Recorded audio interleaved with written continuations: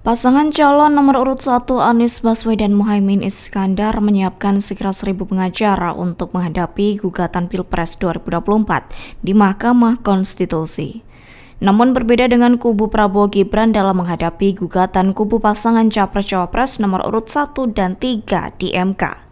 Ketua Tim Hukum Prabowo Gibran yakni Yusril Iza Mahendra mengaku menyiapkan 36 pengacara untuk menghadapi hal tersebut. Yusril menyebut telah menyiapkan surat kuasa untuk 36 pengacara yang dipilih. Menurutnya, tim hukum paslon nomor urut 2 akan segera menyerahkannya kepada Prabowo apabila gugatan dari kubu Ganjar Pranowo dan Anies Baswedan resmi masuk ke MK. Meski demikian, gugatan tersebut baru resmi masuk seusai pengumuman rekapitulasi penghitungan suara KPU pada Rabu 20 Maret 2024 mendatang. Diketahui kubu Ganjar dan Anies hanya diberi waktu sekira 3 hari untuk melayangkan gugatan sengketa hasil pemilu ke MK. Yusril mengatakan nantinya kubu Prabowo Gibran akan menjadi pihak terkait. Sementara itu KPU sebagai pihak termohon dalam gugatan tersebut.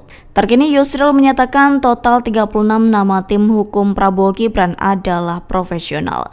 Yakni seluruh pengacara merupakan usulan dari seluruh parpol Koalisi Indonesia Maju yakni Golkar, Gerindra hingga PAN.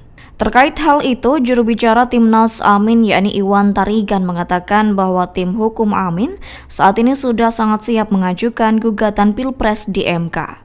Pihaknya menyebut pengajuan gugatan akan dilakukan di waktu yang tepat.